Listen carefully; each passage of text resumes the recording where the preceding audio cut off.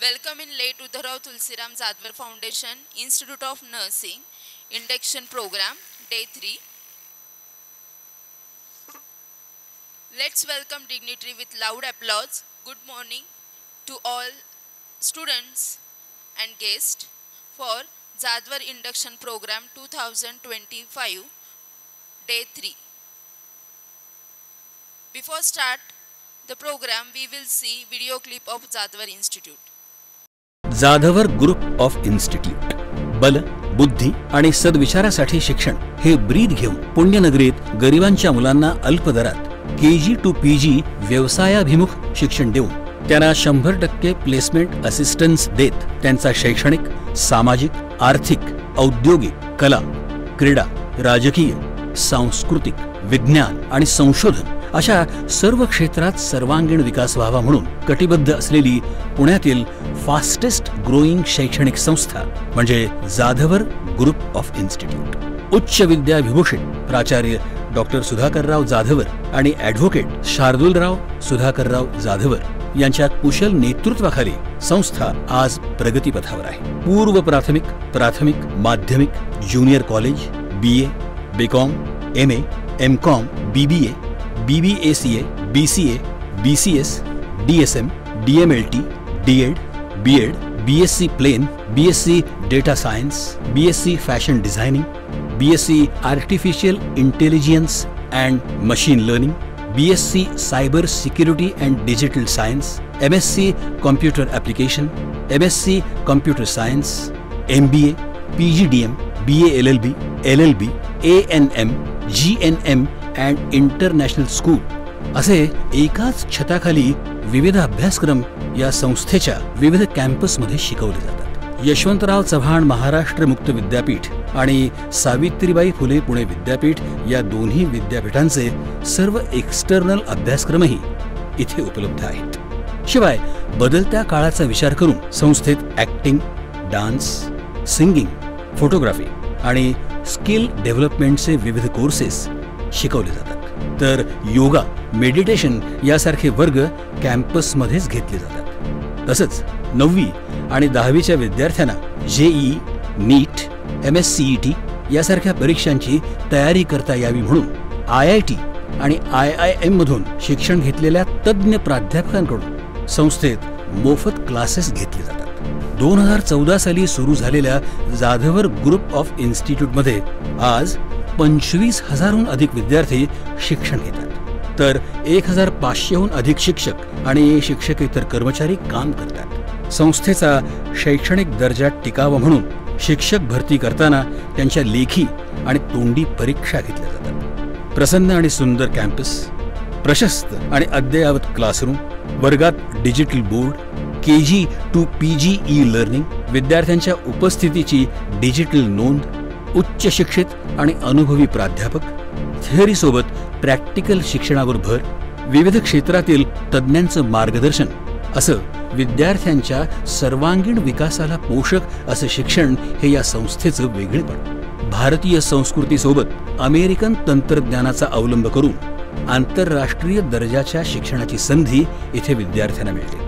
सशक्त युवा, सशक्त राजकारण, सशक्त भारत व्हावा या उद्देशाने त्यांनी गेल्या 2016 सालापासून युवा संसद सुरू केली आहे.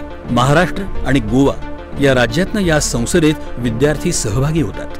केंद्र शासन, राज्य शासन, लायन्स क्लब इंटरनॅशनल आणि नेहरू युवा केंद्राच्या संयुक्त विद्यमाने ही युवा संसद चालवली जाते. या कार्यक्रमात आजपर्यंत महाराष्ट्र आणि महाराष्ट्राबाहेरील मुख्यमंत्री, मंत्री आणि विविध क्षेत्रातील मान्यवरांनी मार्गदर्शन केलं आहे.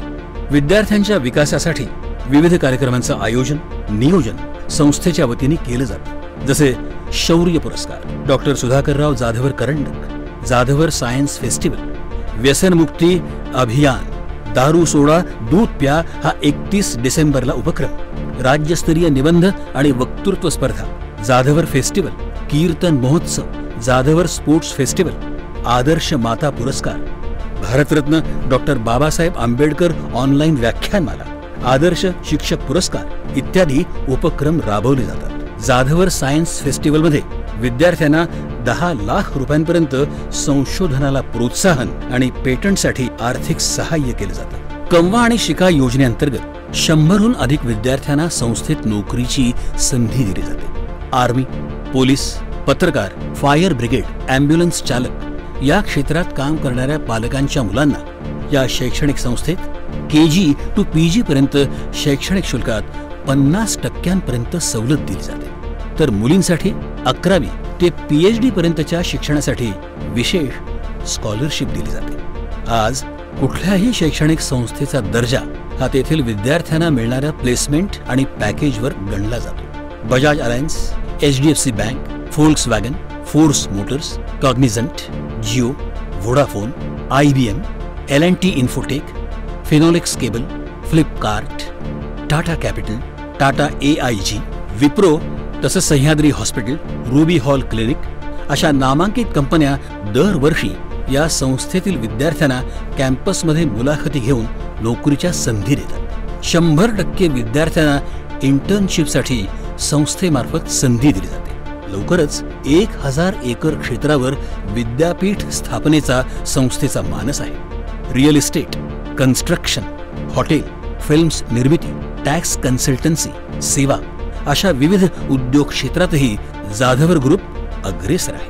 पुणे या विद्येच्या माहेरघरात फास्टेस्ट ग्रोईंग असणारी ही शैक्षणिक संस्था लवकरच महाराष्ट्रातील फास्टेस्ट ग्रोईंग शैक्षणिक संस्था बनण्याच्या दिशेने वेगवान वाटचाल करत आहे। त्यांच्या या वाटचालीला हार्दिक शुभेच्छा। Under the guidance of Advocate Shardulrao Sudhakarrao Jadhavar sir, today's Yuva Sansad is held. Let's see the Yuva Sansad video clip. जब लेकिन ऐसे नौजवान लड़के और लड़कियां राजनीति के अंदर आएंगे तो देश के अच्छे दिन आने वाले हैं, ये आप समझ लीजिए। युवा संसद युवा शक्तीला योग्य गती आणि दिशा देऊन समाजकारण आणि राजकारणामध्ये अधिष्ठान निर्माण करण्याकरता आणि सशक्त युवा, सशक्त राजकारण, सशक्त भारत व्हावा या उद्देशाने जाधवर ग्रुप ऑफ इन्स्टिट्यूटने 2016 पासून युवा संसद सुरू केली आहे। तरुण वर्गाला काहीतरी ॲस्पिरेशन्स आहेत, ॲस्पिरेशन्स असणं खूप गरजेचं आहे। जर पुढे काही आपल्याला करायचं असेल तर आपल्यामध्ये इच्छाशक्ती असली पाहिजे। ती इच्छाशक्ती आपल्या सगळ्यांमध्ये बघून खरंच खूप अभिमान वाटतो। देशातील लोकशाही बळकट व्हायची असेल तर सुशिक्षित युवकांनी राजकारणात आलं पाहिजे हा विचार घेऊन युवा संसदेच्या माध्यमातून 1000हून जास्त युवक राजकारणाच्या मुख्य प्रवाहात आणण्यासाठी जाधवर ग्रुप ऑफ इन्स्टिट्यूटने उचललेलं हे पाऊल समाजाला वेगळी दिशा देणार आहे। आताच्या राजकारणामध्ये जर का तुम्हाला टिकून राहायचं असेल तर तुमची फेस व्हॅल्यू ही आता आपण स्वतः त्या ठिकाणी क्रिएट करायला शिकलं पाहिजे। जोपर्यंत तुमची फेस व्हॅल्यू तुम्ही समाजापुढे घेऊन ठेवू शकत नाही तोपर्यंत समाज किंवा नागरिक तुमच्यापर्यंत आकृष्ट होऊ शकत नाही, अशी सध्याच्या राजकारणाची परिस्थिती आहे। हिंदुस्थानी ही एकच जात असणं हे अत्यंत गरजेचं आहे। समाजासाठी चांगलं नेतृत्व निर्माण करणं हा महत्त्वाचा उद्देश डोळ्यासमोर ठेवून प्रभावी नेतृत्व करणारे चेहरे युवकांच्या समोर आणून त्यांना प्रेरणा देण्याचं काम या माध्यमातून सुरू आहे। राजकारणाच्या गठार गंगेमध्ये आपल्याला हात घालावा लागेल का घालावा लागेल, पण आज सज्जन माणसं ही निबळत झालेली आहेत आणि त्यामुळं राजकारणामध्ये बांडगुळ नावाच्या किड्यांचा सुळसुळाट सुटलेला आहे। जोपर्यंत सज्जन माणसं निबळतपणा सोडणार नाहीत तोपर्यंत राजकारणाची गटारगंगा स्वच्छ होणार नाही। तुमच्या पाठीशी किती जण आहेत हे मोजण्यापेक्षा तुम्ही किती जणांच्या पाठीशी उभे आहात हे युवकांना कळावं हा विचार युवकांच्या मनात प्रभावीपणे रुजवण्याचं काम या संसदेत विचारांचं मंथन करून केलं जातं। तुम्हाला तुमचं चॅलेंज आणि रस्ता तयार करायचा असेल तर स्वतःच्या दिमागाने चालण्याचा प्रयत्न करा। सारं पैशावरच होतं काय असं नाही, काही गरज नाही पैशाची, फक्त डेडिकेशन, डेवोशन आणि डिटर्मिनेशन पाहिजे। त्याग करायची, कष्ट करण्याची कुवत पाहिजे आणि मलाच पाहिजे म्हणायची गरज नाही। मलाच पाहिजे, मला चेअर पाहिजे बिलकुल नाही, जनतेनं म्हणलं पाहिजे की तुम्ही बसावं। महाराष्ट्र आणि गोवा राज्यातून या संसदेत युवक सहभागी होतात। Savitribai Phule Pune Vidyapeeth, lions club international, rotary club आणि नेहरू युवा केंद्राच्या संयुक्त विद्यमाने ही युवा संसद चालवली जाते। या संसदेत आजपर्यंत महाराष्ट्र आणि विविध राज्यातील मुख्यमंत्री, मंत्री आणि विविध क्षेत्रातील अनेक मान्यवरांनी या युवा संसदेमध्ये विविध विषयांवर मार्गदर्शन केलेलं आहे. आमच्याकडे अडचण काय झाली आहे? मी शिकायचं का? तर नोकरी करण्यासाठी.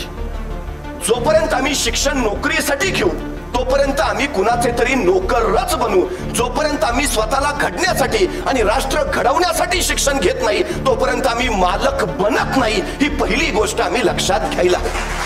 तसंच समाजात निस्वार्थीपणे समर्पण भावनेतून उल्लेखनीय कार्य करणारे सरपंच, पंचायत समिती सदस्य, जिल्हा परिषद सदस्य, आमदार, खासदार, मंत्री, मुख्यमंत्री, पत्रकार आणि प्रशासकीय अधिकारी यांना विविध पुरस्कारांनी सन्मानित केले जातात. मध्यमवर्ग काय म्हणतं? नको बाबा राजकारण, आम्हाला राजकारण नको, याचं राजकारण घाण आहे. अरे घाण आहे तर साफ करायला उतरा गटारा, तर साफ होईल, लक्षात घ्या. त्यामुळे माझी तरुण मुलांना ही विनंती आहे, आई वडिलांनी जरी सांगितलं राजकारण खराब आहे तर ते अजिबात ऐकू नका. आपण चांगले असू, आपण ठरवलं भ्रष्टाचार करायचा नाही, आपण ठरवलं सचोटीने वागायचं, आपण ठरवलं सामान्य माणसाची बांधिलकी ठेवायची, तर आपलं राजकारण चांगलं होऊ शकतं. युवा संसदेत शैक्षणिक, सामाजिक, आर्थिक, औद्योगिक, कला, क्रीडा, राजकीय, विज्ञान, सांस्कृतिक आणि संशोधन क्षेत्रातील तज्ज्ञांचं बहुमूल्य मार्गदर्शन युवकांना दिलं जातं.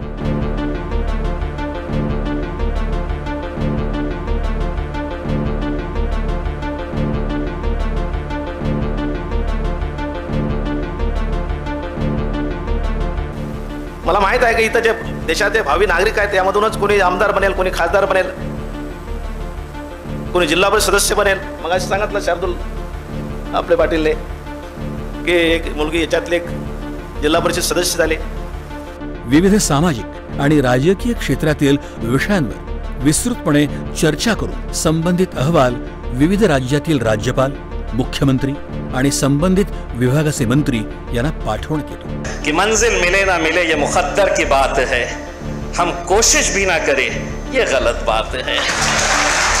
उच्च विद्या विभूषित संस्थापक अध्यक्ष प्राचार्य डॉक्टर सुधाकरराव जाधवर आणि उपाध्यक्ष ॲडव्होकेट शार्दूलराव सुधाकरराव जाधवर यांच्या कुशल नेतृत्वाखाली या संस्थेने राबवलेला युवा संसद हा अभिनव उपक्रम जगात सर्वात मोठा असलेल्या आपल्या देशातील लोकशाही बळकटीकरणाला नक्कीच हातभार लावेल असा विश्वास वाटतो.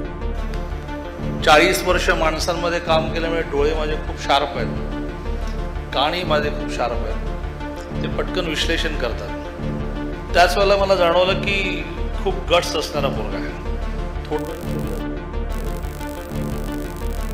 खूप गट्स असणारा पोरगा आहे. आणि आज इथे शांतपणे सगळं त्याचं पाहता पाहता असं लक्षात आलं की हा खूप मोठा माणूस होऊ शकतो.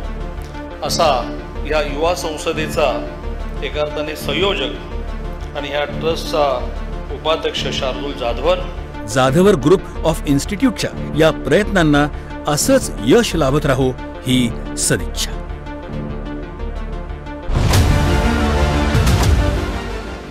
Thank you. Now we begin our event with auspicious ceremony of Deepa Prajwalan, the lighting of lamp. This is the symbol of knowledge, wisdom and enlightenment. I request dignitaries to light the lamp.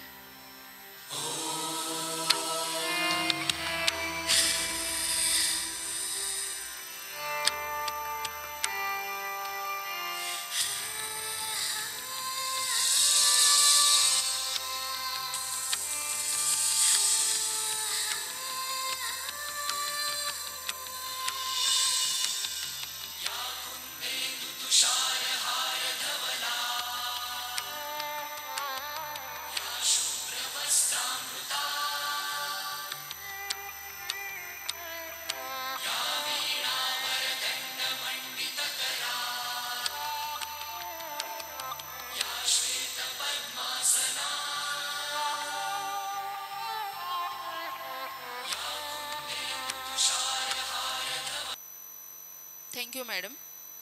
Now I request all of you stand up for national anthem.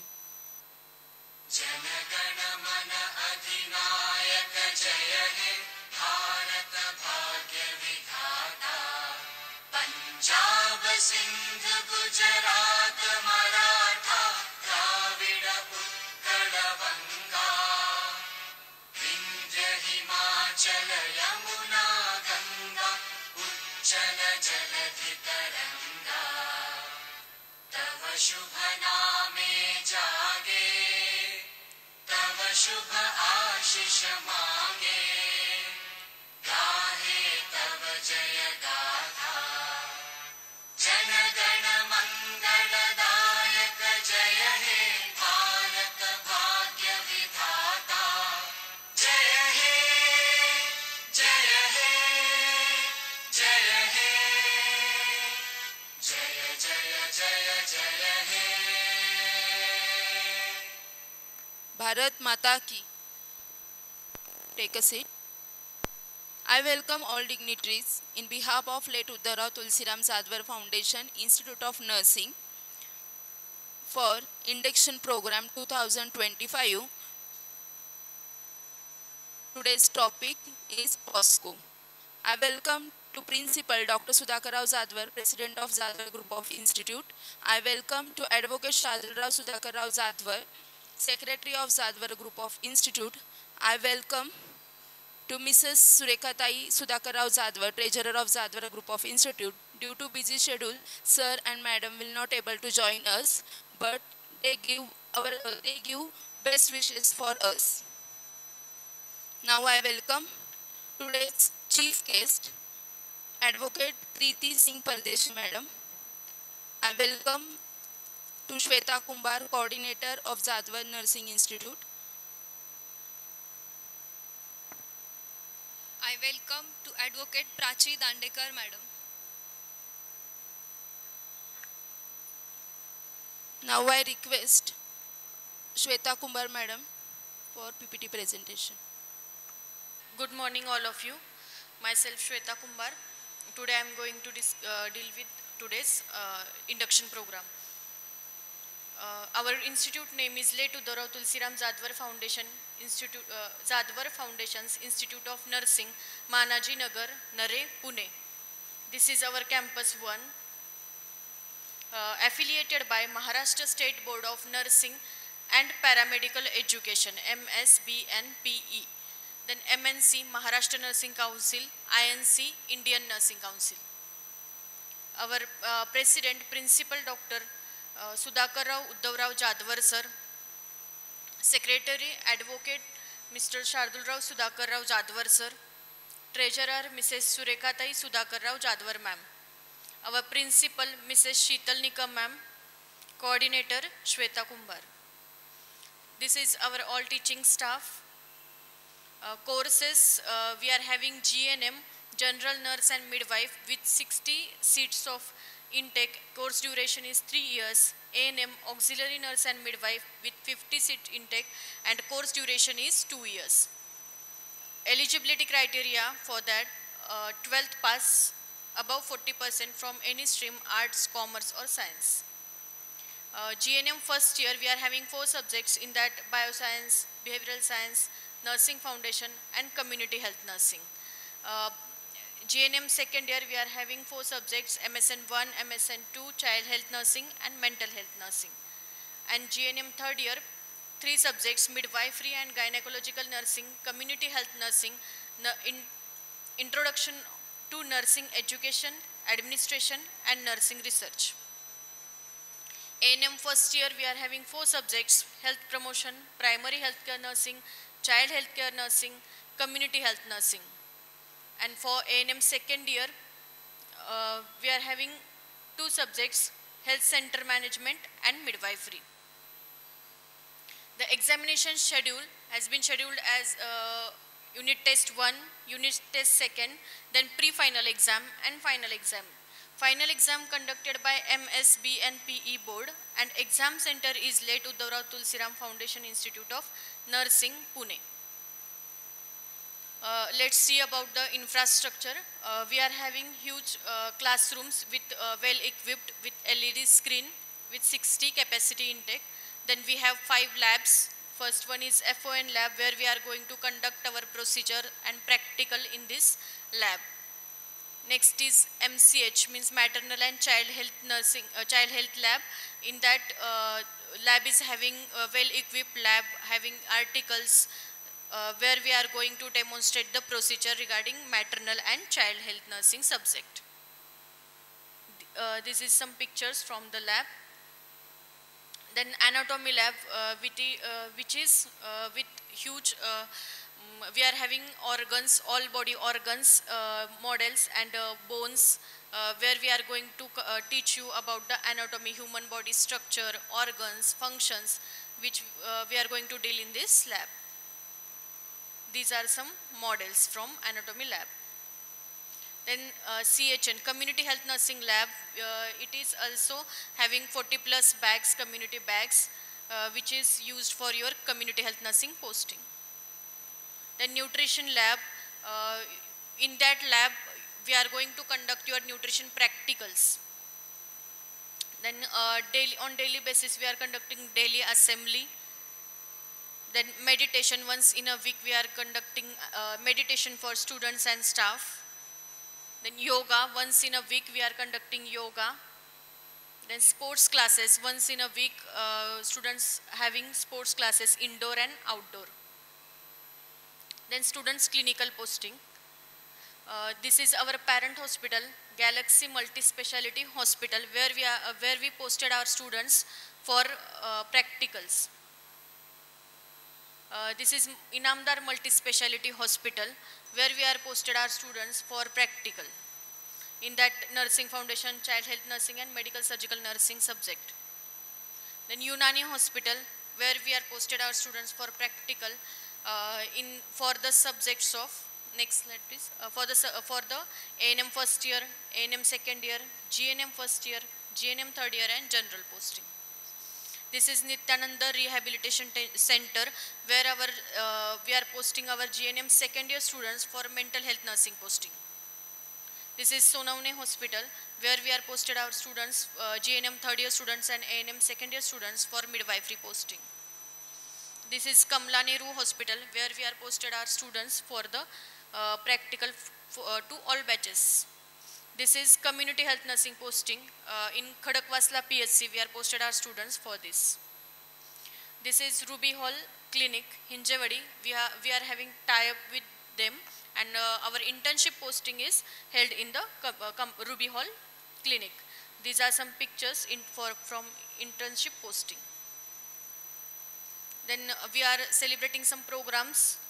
In that, first one is lamp lighting, that is a oath taking ceremony, which is very important in nursing profession. These are some pictures from last year oath taking ceremony.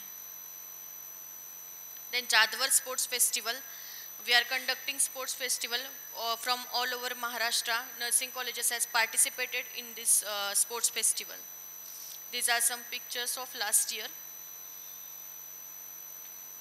The national level conference, we organize the conferences. Last year we have organized conference on health local to global. These are some pictures from that conference. Nurses Week celebration, on behalf of Nurses Day on 12th May, we are celebrating Nurses Week for a week. In that we have organized cultural day celebration. These are some pictures from cultural day celebration. Then Rangoli competition, then poster competition, like that we have arranged to when we are celebrating Nurses Week. This is Ganpati festival. Our institute has celebrating the Ganpati festival. These are some pictures. Then Navratri celebration. Then students annual gathering. In month of December we are going to organize the student annual gathering. These are pictures from last year. Then staff annual program is also there on 31st of December.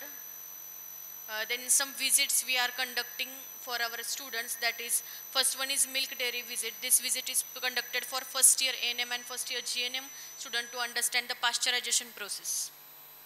Then water purification visit. This visit also conducted in the community health nursing subject. Old age home visit we are conducted for our students. Then Dr. Naidu Hospital visit. This Dr. Naidu Hospital, it is a communicable disease prevention center. So our students visited there and understand about how to prevent the communicable diseases. Then Cipla Palliative Center visit. Our second year GNM students visit their Cipla Palliative Center visit. Visit to Health and Family Welfare Training Center to understand the family welfare and training programs. We visit in this center. Then visit to Jnan Gangotri Residential School for Mentally Retarded. This is visit plan under the Child Health Nursing subject and Mental Health Nursing subject to students can understand the mentally retarded children. Then Anganwadi visit. This is also planned for our students. Then orphanage visit in subject of child health nursing visit. Our student visit in orphanage. Then some health days we are celebrating in our institute. In that World Heart Day, this is a World Heart Day. We have made a chain of students in heart shape, and they are showing the working of heart.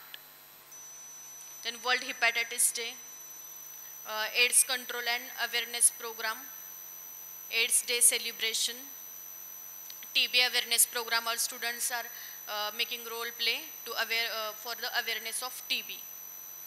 No Tobacco Day. Our students conducted this program in hospital. When they are posted, they are making awareness about no tobacco.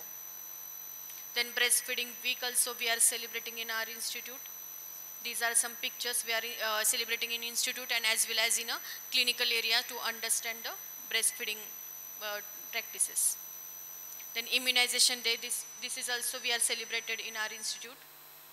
World Health Day on 7th April, World Health Day is there. So on behalf of that, we have conducted the poster competition, Rangoli competition.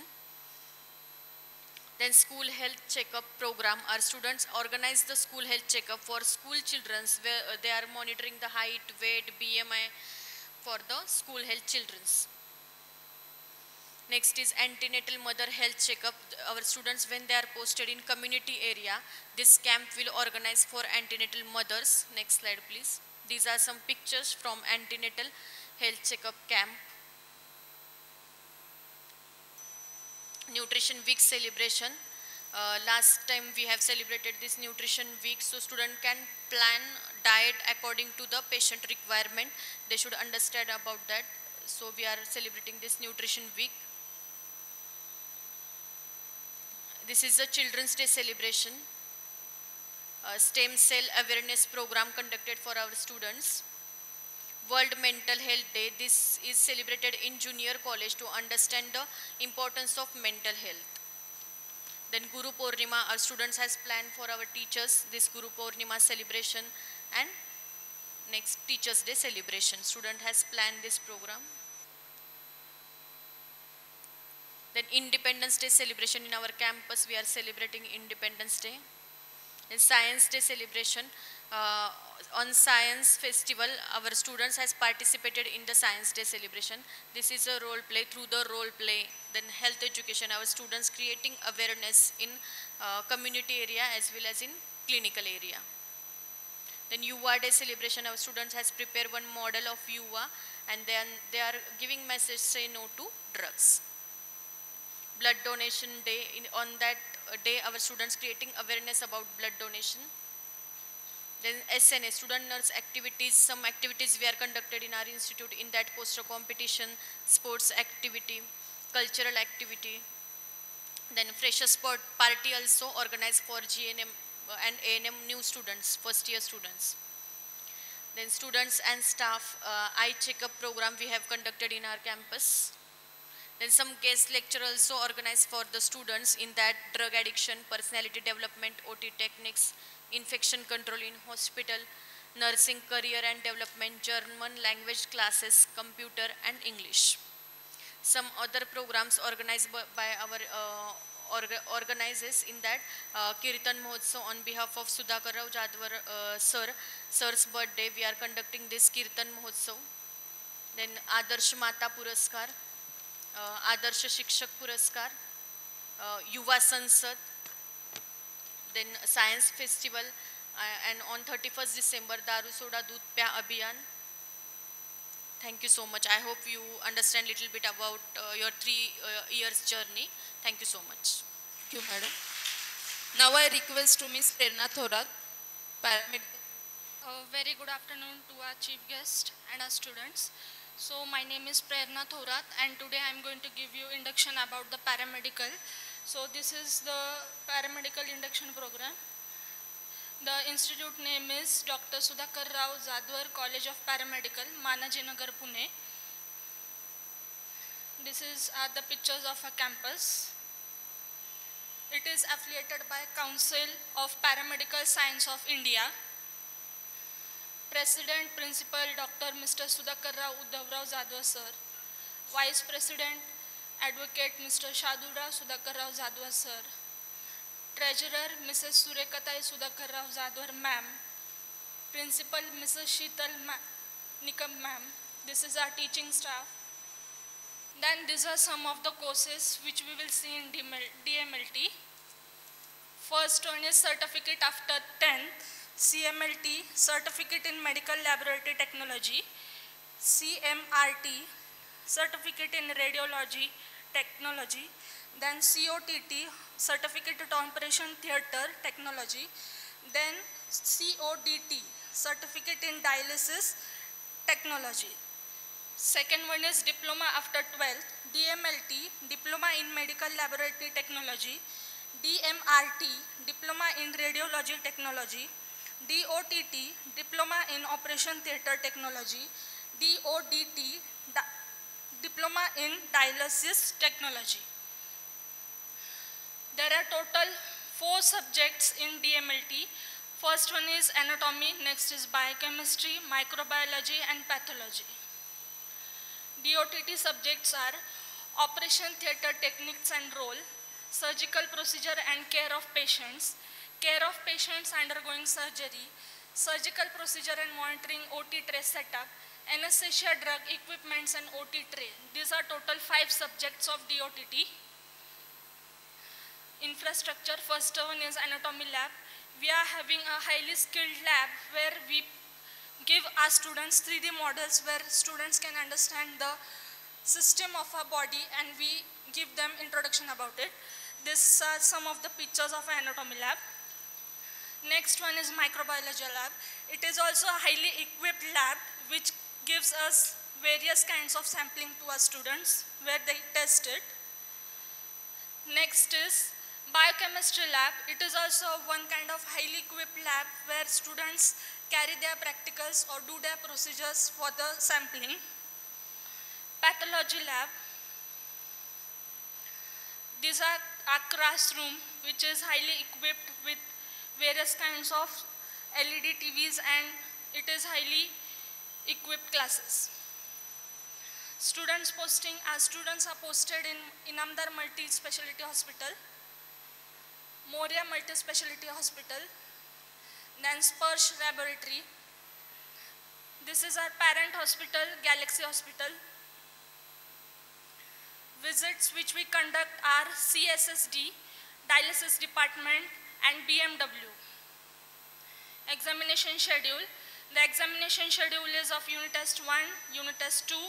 Final examination, it is conducted by a paramedical council and its center is our late Uddhavrao Tulsiram Zadwar Sir's Foundation College. Conference are held in DMLT is a national conference by paramedical department. Program celebrations, first one is freshers party which we give to students. Sports celebration is also done. Cultural day celebration. In this, our students participate in various kinds of our program. These are some of the pictures of the program. Next is Rangoli competition. In Rangoli competition, poster competition, our students also participate in very high. Then next is Ganpati festival celebration. Recently we have celebrated the Ganpati festival. This is the farewell party which we give to students. Thank you. For our today's program, our chief guest is Advocate Preeti Singh Pardhi Madam. I introduce briefly about Madam. Professionally, Madam is advocate and notary government of India, post trainer and POXO trainer, marriage counselor, student and psychological counselor.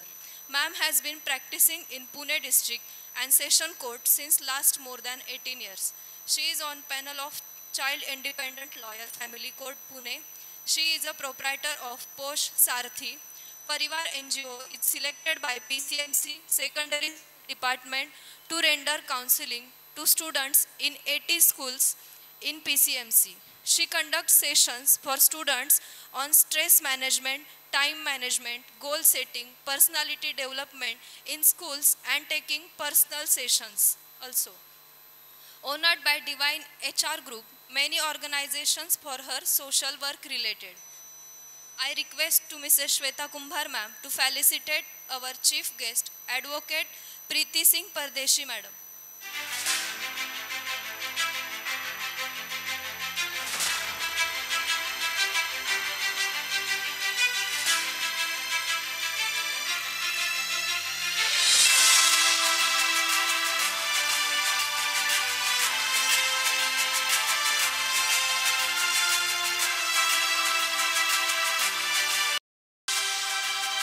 Thank you, madam.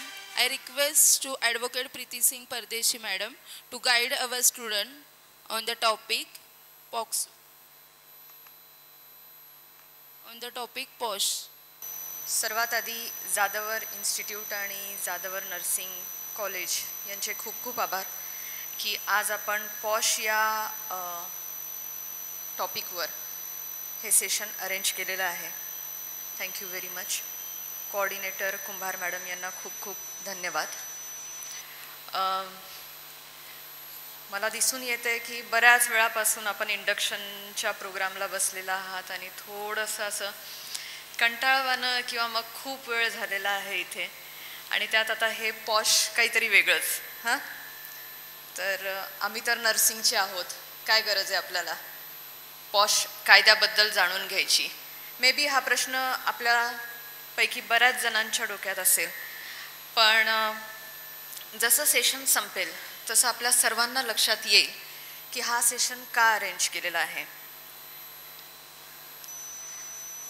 Posh ॲक्टबद्दल कोणाला थोडंसं आपण interactive ठेवूयात, one sided नको, थोडंसं participate करा. आणि सगळ्यात आधी मी हे सांगते की हा सेशन फक्त महिला आणि मुलींसाठी नाही आहे, मुलांसाठीही तेवढाच महत्त्वाचा आहे. त्यामुळे नावावर जाऊ नका की हा फक्त विमेनसाठीचं कायदा आहे म्हणून. सो कोणाला माहिती आहे का पॉश ॲक्टबद्दल? Just raise your hand. माहिती आहे? बघा, आपल्यापैकी जर आता इथे 150 जण आहेत तर 150 जणांपैकी फक्त एका महिलेचा हात वर आहे. आपल्याला माहीतच नाही आहे की पॉश ॲक्ट म्हणजे काय. ठीक आहे, मी कायद्याचे सेक्शन्स वगैरे इथे आपल्याला कोणाला सांगणार नाही आहे. एक जनरल ओव्हरव्ह्यू, स्टाफ मेंबर पण आहेत, यांच्यासाठी पण खूप महत्त्वाचं आहे. जे इथे मेल मेंबर्स आहेत सगळेजण, त्यांच्यासाठी हा कायदा कसा महत्त्वाचा आहे ते आपल्या सर्वांना एक जनरल व्ह्यू जेव्हा आपल्याला येईल सेशनच्या अंती तेव्हा आपल्याला कळेल. इथे सगळेजण 18 वर्षाच्या वर आहेत, बरोबर आहे? मुलं मुली सगळेजण, बरोबर आहे? आता मला एक सांगा थोडंसं इंटरेस्टिंगली, आपल्या पणजी वगैरे होते, ठीक आहे, आजी पणजी अशा असतात, बरोबर आहे? कोणाच्या पणजी वगैरे आपण असं ऐकलं होतं का की त्या पायलट होत्या म्हणून? होते का कुणाचे? नव्हते ना. त्यावेळेस पणजीच्या काळात पेट्रोल पंपवर वगैरे काम करत होत्या, असं कधी ऐकलंय का आपण? नाही ऐकलेलं, बरोबर आहे? मग आजीच्या काळात येऊयात. मग आपण हे ऐकलेलं आहे की आजी शेतात वगैरे जायच्या, कामं वगैरे करायची, पण तिथे पण आपण हे जास्त नाही ऐकलं की खूप मोठ्या पोस्टवर बघत होत्या. पण आता आपल्या आई मावशी या सगळ्या वर्किंग आहेत, त्या कामाला जातात, अनेक म्हणजे चांगल्या चांगल्या पोस्टवर आहेत. हे सांगायचं तात्पर्य असं आहे की एक शॉर्ट स्टोरी म्हणून आपण ऐकूयात की 1992 मध्ये जर तुम्ही ऐकलं असेल तर भौरी देवी म्हणून एक महिला होत्या, त्या राजस्थानमध्ये कामाला होत्या, सरकारी कामात. तिथे त्यांना एक काम दिलं गेलं की जिथेही बालविवाह माहिती आहे ना आपल्याला, बालविवाह पद्धती जिथे जिथे होतात तिथे तिथे त्या रोखण्याचं काम त्यांना दिलं गेलं. मग त्या बिचारा त्यांचं काम करत होत्या, पण त्या त्यांचं काम करत असताना ती जी प्रथा होती त्या प्रथेला त्या विरोध करत होत्या आणि त्याला विरोध करणारे काही लोक, आपण म्हणूयात ग्रुप, यांनी भौरी देवीवर गँगरेप केला. मग आता हे झाल्यानंतर काही महिलांच्या NGO, ज्याला आपण तुमच्या माहितीसाठी माहिती असायला पाहिजे, विशाखा ही एक NGO आहे, त्याप्रमाणेच बरेच महिला कोर्टात गेल्या आणि न्यायालयाला सांगितलं की आम्ही म्हणजे महिला जिथे कामाला आहोत तिथे आमची सेफ्टी काय, सुरक्षा काय. त्यानंतर मेहरबान सर्वोच्च न्यायालयाने काही गाईडलाईन्स दिल्या. त्या गाईडलाईन्समध्ये असं सांगितलं गेलं की महिला जिथे जिथे कामाला जाणार आहेत, बघा आत्ता आपण कॉलेजमध्ये आहात, पुढे तर आपण कामाला जाणारच आहात किंवा मग आत्ताही पार्ट टाईम काम करतच असणार आहेत काही जणं, तिथे आपले काय हक्क अधिकार आहेत हे सगळं जाणून घेण्यासाठी त्या गाईडलाईन्स जाणणं खूप जास्त महत्त्वाचं आहे. आणि 1992 झालं, 97 झालं, त्यानंतर 2013ला हा ॲक्ट आला, posh, POSH, prevention of sexual harassment act 2013. आता हा ॲक्ट काय सांगतो? प्रिव्हेन्शन, प्रोहिबिशन आणि रिड्रेसल. सगळ्यात आधी आपण हे जाणून घेऊयात या कायद्याबद्दल. मला हे सांगा की हा कायदा येण्यापूर्वी महिलांसाठी कायदे नव्हते का हो? बरेच कायदे होते. कुणी छेडछाड काढली तर आपण पोलीस कंप्लेंट करायचो, सायबर लॉज वगैरे होते. पण कामाच्या ठिकाणी जर सेक्शुअल हॅरॅसमेंट जर झाली, लैंगिक अत्याचार झाला, तर काय करायचं? तर 2013चा हा कायदा आहे. तर मी परत येते की आत्ता आपण एवढ्या बेफिक्रीने नाही म्हणू शकत, पण एक आपल्याला काही हक्क अधिकार जे मिळालेले आहेत या कायद्यान्वये, तर महिला आत्ता स्वतःला सेफ समजतात. ते का समजतात? तर या कायद्यामध्ये ज्या गोष्टी मी आता पुढे सांगणार आहेत, जनरल व्ह्यू, हे आपल्याला माहिती असायला पाहिजे की माझ्यासोबत काय झालं तर त्याला आपण सेक्शुअल हॅरॅसमेंट म्हणतो. आणि ते झाल्यानंतर मला कुठे जायचं आहे, काय करायचं आहे, करायचं आहे की नाही करायचं आहे, या सगळ्या गोष्टी या कायद्यात दिलेल्या आहेत. अगदी जास्त वेळ आपला घेणार नाही, पण थोडंसं आपण लक्ष देऊयात की मी हे सांगितलं पॉश ॲक्ट काय आहे. सगळ्यात आधी हे की हा कायदा आहे महिलांसाठी, आणि ते पण कुठे? तर कामाच्या ठिकाणी सेक्शुअल हॅरॅसमेंट होत असेल तर आता कामाचं ठिकाण आणि हा सेशन इथे अरेंज करण्याचं कारण काय असावं बरं? तर कामाच्या ठिकाणाची व्याख्या या कायद्यामध्ये दिलेली आहे. त्यामध्ये तुमचं एज्युकेशनल इन्स्टिट्यूशन देखील येतं. फक्त असं नाही आहे की आपण कुठेतरी कामाला जातो आहे आणि ते वर्कप्लेस आहे.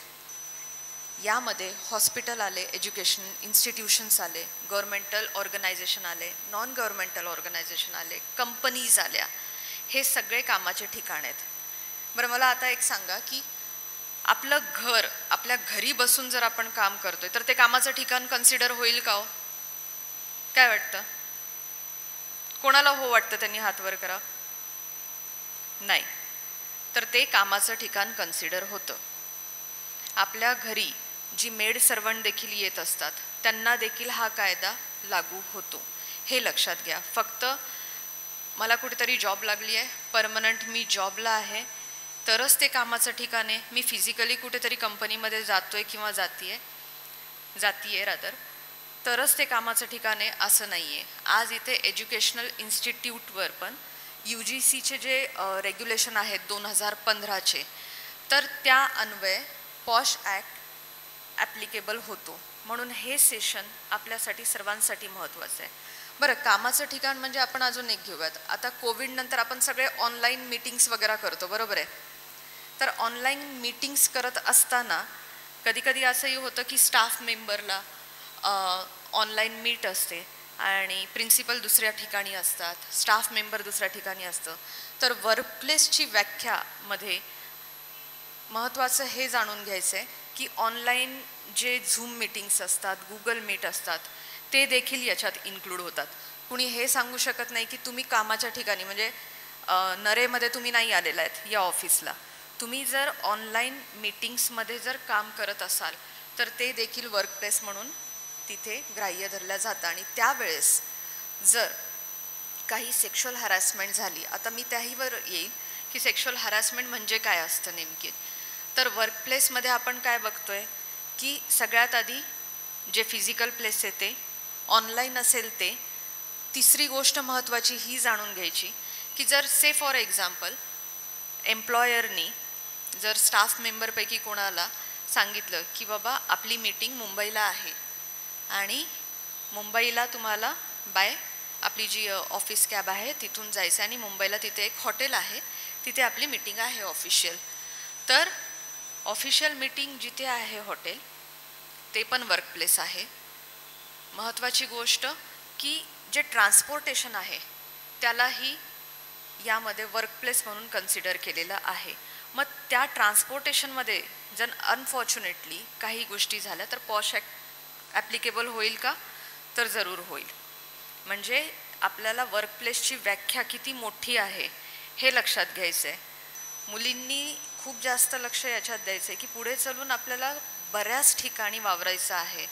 प्रत्येक ठिकाणी आपल्याला हे कुणी जर म्हणालं, से फॉर एक्झाम्पल काही दुर्दैवानी झालं किंवा दुसऱ्यांसोबत झालं आणि आपण पोलिसांकडे जरी गेलो आणि या गोष्टी सांगितल्या किंवा पॉश ॲक्ट जर आपल्याला ॲप्लिकेबल करून घ्यायचं असेल, कंप्लेंट करायची असेल, तर तुम्हाला हेही सांगू शकतात की नाही तुम्ही तर ज्या गोष्टी झाल्या त्या ट्रान्सपोर्टेशनमध्ये झाल्या, that is not a physical place. त्यामुळे ही गोष्ट आपल्याला लक्षात घ्यायची आहे. आता एम्प्लॉई म्हणजे कोण? तर सरळ सरळ आपल्या डोक्यात येतं की जे कोणी काम करतायत ते, ज्यांना कामावर ठेवलेलं आहे परमनंटली ते. तर त्यासाठी आपल्याला हे महत्त्वाचं आहे जाणून घेणं की एम्प्लॉई सगळ्यात आधी हा ॲक्ट मी परत एकदा सांगते महिलांसाठी केलेला आहे, ठीक आहे. पण महत्त्वाची गोष्ट ही आहे की महिला फक्त पुरुष विरुद्धच नाही करू शकणार. हे एखादी महिला दुसऱ्या महिलेला त्रास देऊ शकते, पॉसिबिलिटी आहे. त्यामुळे जर असं झालं तर या ॲक्टनुसार त्या महिलेला दुसऱ्या महिलेविरुद्ध देखील करू शकतात जर खरी असेल केस तर. त्यानंतर जर आपण बघितलं की एम्प्लॉई, हू इज एम्प्लॉई, तर फक्त परमनंट जॉब करणारेच नाही, टेम्पररी ज्या करतात ते आहे, कॉन्ट्रॅक्टवर जे आहेत ते आहे, अगदी कॉन्ट्रॅक्ट नाही झाला 1 दिवसासाठी आलेले ते देखील आहेत, विजिटर्स आहेत, स्टुडंट्स. मी जसं सांगितलं की एज्युकेशनल इन्स्टिट्यूशनसाठी आपण सगळे स्टुडंट्स, हे सगळे आहे. म्हणजे एम्प्लॉईची व्याख्या खूप मोठी आहे. फक्त कॉन्ट्रॅक्ट झालेला आहे तसं नाही आहे. काही ठिकाणी इंटरव्ह्यू द्यायला जे आलेले आहेत आणि त्यांच्यासोबत काही अशा घटना झाल्या तर तेही पॉश ॲक्टचा फायदा घेऊ शकतात. तर एम्प्लॉई कोण आहे हे आपण बघितलं, वर्कप्लेस आपण बघितलं. आता एम्प्लॉयर कोण असू शकतो? फॉर शुअर आता जर आपण एज्युकेशन इन्स्टिट्यूशन सांगितलं तर डायरेक्टर्स वगैरे एज्युकेशन इन्स्टिट्यूशनचे प्रिन्सिपल, या सगळ्या गोष्टी आहेत. आता इंडक्शनचा आपला सगळ्याचा आत्ता जस्ट 3 दिवसीय तुमचा प्रोग्राम झालेला आहे. तर आपल्याला सगळ्यात आधी जाणून घेणं महत्त्वाचं आहे की आपल्या कॉलेजमध्ये IC कमिटी कुठे असते, इंटरनल कमिटी, ज्याला आधी पॉश कमिटी म्हणत असतो. कुणी जाता येता पाहिलेलं आहे का बोर्ड वगैरे? तर आजच्या आज माझी रिक्वेस्ट असेल की IC कमिटी कुठे आहे, कुठे बसते, कोण चेअरपर्सन आहेत, या गोष्टींचा आपल्याला आढावा घ्यायचा आहे. कारण जर आपल्याला कोणतीही कंप्लेंट रेज करायची असेल तर आपण त्या IC कमिटीकडेच जावं लागतं, ठीक आहे. आता सगळ्यात महत्त्वाचा पार्ट सेक्शुअल हॅरॅसमेंट. बघा आपण सगळे मॅच्युअर्ड आहोत, त्यामुळे लाजण्यासारखं किंवा न सांगण्यासारखं इथे काही नाही आहे. आपल्याला सगळ्या गोष्टींची माहिती होणं खूप जास्त गरजेचं आहे. याची गरज नाही की तुम्ही लॉ फील्डला बिलॉंग करता किंवा नाही. तर सेक्शुअल हॅरॅसमेंट म्हटलं तर आपल्या डोक्यात एकच येतं की फिजिकल कॉन्टॅक्ट झाला म्हणजे सेक्शुअल हॅरॅसमेंट झालं, बरोबर आहे? तसं नाही आहे. या कायद्याअंतर्गत सेक्शुअल हॅरॅसमेंटची व्याख्या खूप मोठी दिलेली आहे. आता आपण सगळे नर्सिंगच्या कोर्सला आहात, ठीक आहे. पुढे जाऊन भविष्यामध्ये आपल्याला जॉब करायचे आहेत. सेक्शुअल हॅरॅसमेंटमध्ये या गोष्टी जाणून घ्यायच्या की नर्सिंगच्या आपल्या या कोर्समध्ये असेल किंवा पुढे जर कुणी लालच देत असेल की बाबा तुम्ही माझ्यासोबत या गोष्टी करा, आम्ही तुम्हाला 100 आउट ऑफ 100 देतो, पास करतो, हे पण सेक्शुअल हॅरॅसमेंटमध्ये मोडतं. स्टाफ मेंबर आहेत स्टाफ मेंबरसाठी सांगेन, प्रमोशनसाठी कुणी लालच करत असेल, देत असेल, सेक्शुअल हॅरासमेंटमध्ये येतं. ठीक आहे, की तुम्ही या गोष्टी करा. आता या म्हणजे काय, तर महिलांसाठी अनवेलकमिंग ॲक्ट असं पॉश ॲक्टमध्ये दिलेलं आहे. ज्याही गोष्टी आपल्याला अप्रिय आहेत, अनवेलकमिंग आहेत आपल्यासाठी, त्या गोष्टी जर कुणी करण्यासाठी लालच देत असेल आणि सांगत असेल करण्यासाठी, that amounts to sexual harassment. मग फक्त लालचच का, तर नाही, मग धमकी पण. जर कुणी धमकी देत असेल कोणत्याही मुलीला, महिलेला, की तुम्ही हे नाही केलं तर मी या गोष्टी करेन तुमच्याशी, तुमच्या जीवाला धोका आहे वगैरे, या गोष्टीही सेक्शुअल हॅरासमेंटमध्ये येतात. त्यानंतर जर कुणी सेक्शुअल फेवर्स मागत असतील, भलेही फिजिकल कॉन्टॅक्ट नाही झालेला पण डिमांड करत असतील, या गोष्टीही सेक्शुअल हॅरासमेंटमध्ये येतात, सेक्शुअल हॅरासमेंटच्या व्याख्येत येतात. आता सिम्पली उदाहरण द्यायचं राहिलं तर माझ्यासाठी अनवेलकमिंग, आता मी माझ्याच वर उदाहरण देते. माझं नाव आहे प्रीतीसिंह परदेशी, ठीक आहे, आणि मी इथून जात असताना पिऊन किंवा कोणी पण, त्यांना माहिती आहे माझं नाव काय आहे, आणि जाणून बुजून विथ इंटेंट, वाईट उद्देशाने जर ते गाणं गायला लागले, परदेसी परदेसी जाना नहीं मुझे छोड़ के, that is unwelcoming for me. लक्षात घ्या गोष्ट. अँड दॅट इज अनवेलकमिंग, नाही मला पटत आहेत, and that amounts to sexual harassment. तर आपल्यासाठी या सगळ्या गोष्टी जाणून घेणं खूप जास्त महत्त्वाचं आहे, की what is the meaning of sexual harassment under posh act. काय झालं तर आपण काय करू शकतो. आता इथे मुलं आहेत बसलेली, यांच्यासाठी खूप महत्त्वाचं आहे की आपण कधी कधी ग्रुपमध्ये असतो मुला मुलींच्या, राईट, आपण कमेंट्स करत असतो. इट्स ओके की जोपर्यंत त्यांना ते ओके वाटतंय, पण एक सर्टन लिमिट्स नंतर जर कुणी सांगत असेल की या गोष्टी योग्य नाही आहेत, तर मजाक, थट्टा, टॉन्ट असे कमेंट्स हे करणं आपल्याला वेळीच बंद करायला पाहिजे. हे आज आपल्याला लक्षात आलेलं आहे. का, तर त्याचा काय परिणाम होऊ शकतो हे आत्ताच आपण बघितलेलं आहे. हे झाल्यानंतर शोईंग अ पोर्नोग्राफी, अश्लील फोटोज किंवा व्हिडिओज दाखवणं किंवा व्हिडिओज बघण्यासाठी मज्जाव करणं, या सगळ्या गोष्टी सेक्शुअल हॅरासमेंटमध्ये येतात. आता जसं मी आपल्याला सांगितलं की ऑनलाईन काम करत असताना आपण म्हणाल की कसं काय सेक्शुअल हॅरासमेंट होईल. सो जर मी ऑनलाईन काम करते आणि कंटिन्युअसली तिकडून कुणीतरी कामाच्याच ठिकाणीचा दुसरा एम्प्लॉई किंवा स्टाफ मेंबर किंवा कुणी मला कंटिन्युअसली जर अश्लील फोटोज पाठवतात आहेत, फेवर्स मागतात आहेत, वाईट काहीतरी बोलतात जे माझ्यासाठी अनवेलकमिंग आहे, तर या सगळ्या गोष्टी पॉश ॲक्ट अंतर येतात, हे आपल्याला माहिती असायला पाहिजे. आता मी काही एक्झाम्पल जसं आपल्याला सांगितलं तसं फक्त 3 ते 4 एक्झाम्पल्स मी वाचून दाखवते, कारण की आपल्याला त्या गोष्टी किंवा ते शब्द माहिती असायला हवे. So sexual harassment examples means what, gazing, leering, तुम्हाला या गोष्टी माहिती असायला पाहिजेत. वल्गर जेस्चर, हां, ज्याला आपण म्हणतो की पाउट करणे, किसिंगचे हे करणे, या सगळ्या गोष्टी. showing sexually vulgar things like images, videos, reels, other objects also. Unhealthy comments, मी जसं आत्ता सांगितलं की unhealthy, unwelcoming comments, dirty jokes over women's costumes and her body, खूप महत्त्वाचं आहे. थट्टेमध्ये मी जसं सांगितलं की एखाद्या महिलेनेही दुसऱ्या महिलेवर हे केलं तर हा ॲप्लिकेबल होतो, त्यामुळे आपल्याला देखील या गोष्टी लक्षात ठेवायच्या आहेत. टचिंग म्हणजे फिजिकल सगळे कॉन्टॅक्ट जे अनवेलकमिंग आहेत ते. आपण जाता जाता कुणाचा तरी रस्ता अडकवतो, so blocking path, following, stalking, cornering, या सगळ्या गोष्टी देखील याच्यामध्ये येतात. तर आता हु इज कंप्लेनंट, जसं मी म्हटलं की फक्त महिलाच कंप्लेंट करू शकते. सो कोणतीही महिला जिला या सगळ्या दुर्दैवाने या सगळ्या गोष्टीला सामोरं जावं लागलेलं आहे, त्या कंप्लेनंट होऊ शकतात. आता सगळ्यात महत्त्वाचं आपल्याला जे जाणून घ्यायचं पुढे ते हे आहे की आपण जेव्हा आपण किंवा आपल्या परिचयाचे ज्यांना पॉश ॲक्टनुसार IC कमिटीमध्ये तक्रार करायची आहे त्यांनी ती तक्रार कशी करावी, तर कंपल्सरी ती तक्रार रिटर्नमध्ये लागते. ठीक आहे, रिटर्नमध्ये कशी असायला हवी आहे, तर अगदी स्टार्टपासून एंडपर्यंत काय काय काय काय झालं, माझ्यासोबत काय झालं, कसं झालं, कधी झालं, समोरची व्यक्ती ज्याला आपण रेस्पॉन्डंट म्हणतो, जाब देणार ज्याला आपण मराठीत म्हणतो, त्यांनी काय केलं, कसं केलं, कोणते वर्ड्स उच्चारले, फिजिकली झालं असेल तर काय झालं, या सगळ्या गोष्टींचा ओहापोह त्या तक्रारीमध्ये करणं खूप जास्त महत्त्वाचं आहे. सो सिक्वेन्स वाईज क्रोनॉलॉजिकली ते द्यायचं.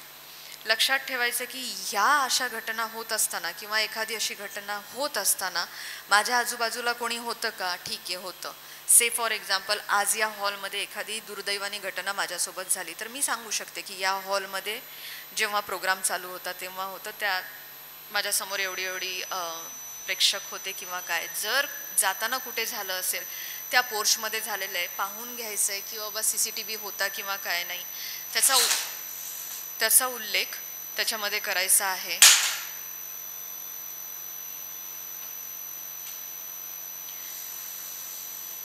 नाही लावलं तरी चालेल, ठीक आहे ना, नका लावू.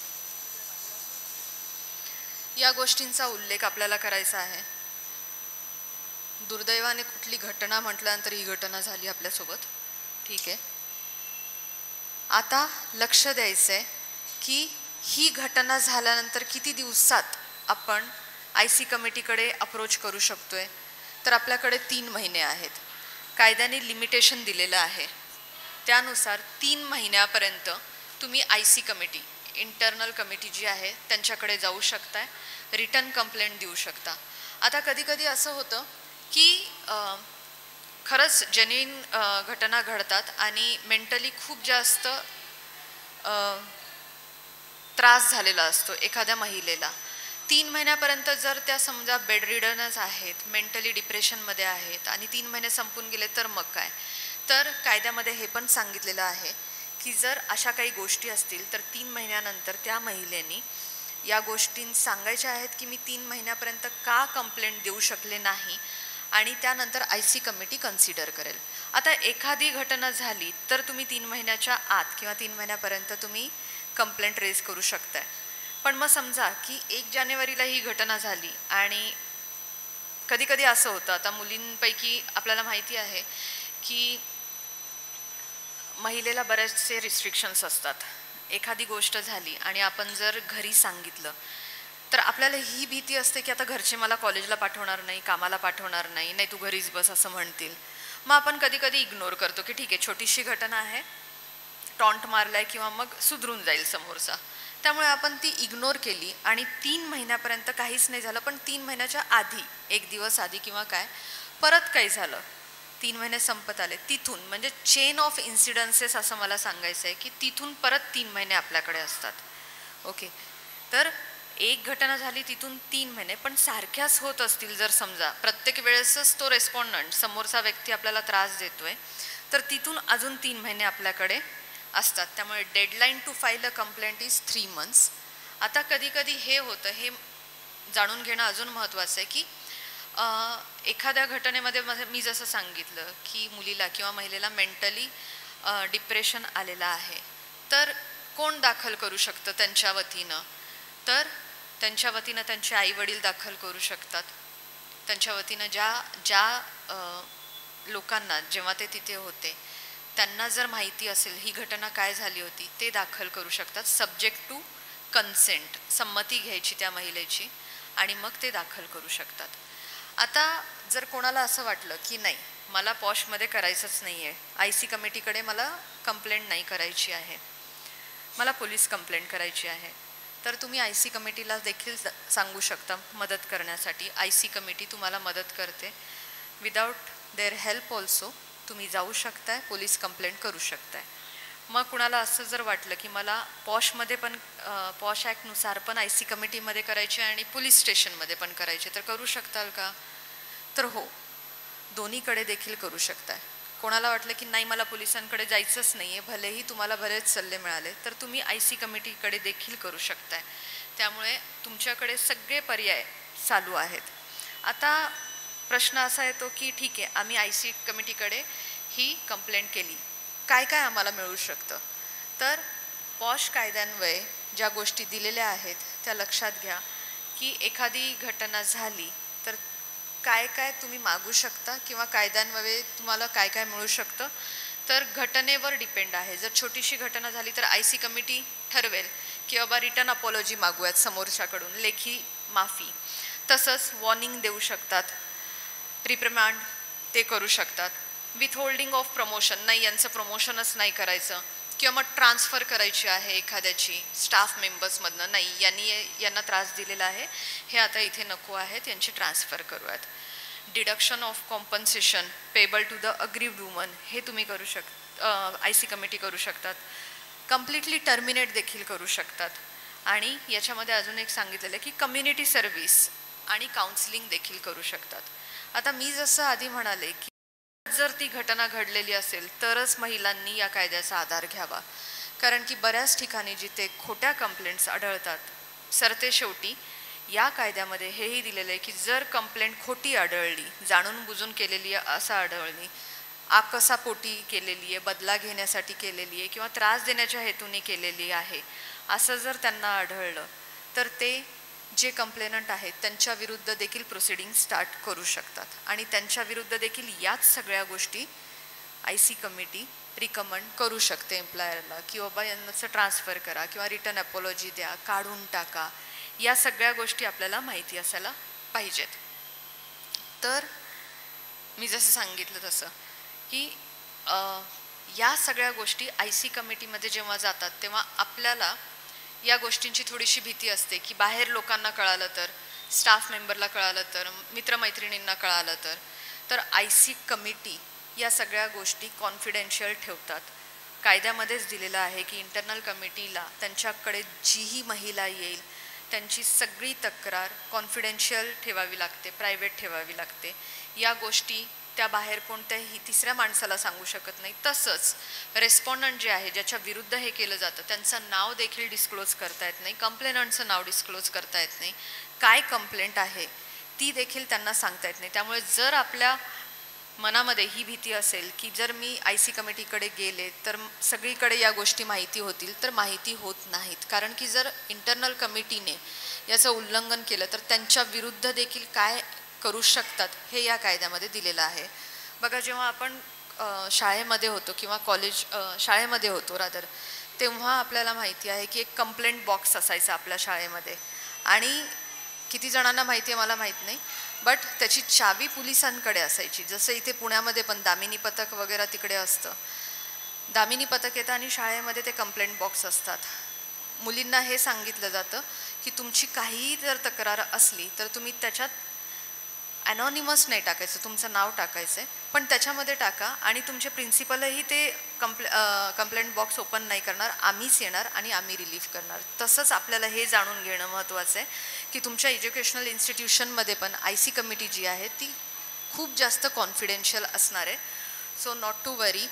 या कायद्याचे खूप जास्त फायदे आहेत, पण याचं चुकीचा उपयोग किंवा दुरुपयोग आपल्याला करायचा नाही आहे, हेच मी सरते शेवटी सांगेन. जितके महत्त्वाच्या गोष्टी आपल्यासाठी बिंग अ स्टुडंट आपल्याला माहिती असायला पाहिजे की एज्युकेशनल इन्स्टिट्यूशनमध्ये पॉश ॲक्ट कसा लागू होतो ते मी सेक्शन न सांगता सांगण्याचा प्रयत्न केलेला आहे. जर कोणाला काही क्वेश्चन असतील किंवा काही विचारायचं असेल तर विचारू शकताय. Thank you. Thank you, ma'am, for explaining in detail about POSH Act. Now I request Mrs. Kamini Pangar Madam for vote of thanks. Good afternoon to all.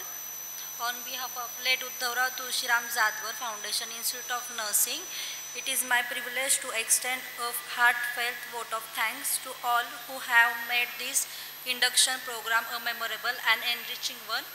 First and foremost, I would like to thank you, Founder, President, Principal Dr. Sudhakar Rao Uddhavrao Jadwar Sir and Secretary Advocate Shardul Rao Sudhakar Rao Jadwar Sir for their constant guidance, support and motivation in making this event successfully. I sincerely thank you for our Treasurer, respected Mrs. Surekha Tai Sudhakar Rao Jadwar Madam, for their support and motivation. I express our deep gratitude to our chief guest, Advocate Preeti Singh Pardesi ma'am, for sparing valuable time for your busy schedule and gracing this occasion with your inspiring word. Your guidance about POSH will surely motivate our new entrants as they begin their journey with us. A special thank to our principal ma'am, Mrs. Sheetal Nikam madam, whose constant encouragement and visual always inspire us to organize such a program. I sincerely thank you all our technical team, management, faculty members, staff who work tirelessly behind the scenes to ensure the smooth conduct of this program. I sincerely thank you for the PPT presentation given by teachers, Mrs. Shweta Kumbar ma'am and Ms. Prerna Thorat ma'am. I sincerely thank you for our today's anchor, Mrs. Samruddhi Kanse ma'am and Mrs. Apurva Shivtare ma'am for their beautiful anchoring. Without their anchoring, today's program would not have been completed. To our new students, today was all about you. We welcome you warmly into the late Uddhavrao Tulshiram Jadwar Foundation, Institute of Nursing family, and we hope you carry forward the values and spirit of excellence we uphold. With that, I once again express gratitude to everyone contributed to making this induction program a grand success. Thank you and have a wonderful day ahead. Thank you. Thank you, madam. Now I request all of you stand up for Vande Mataram.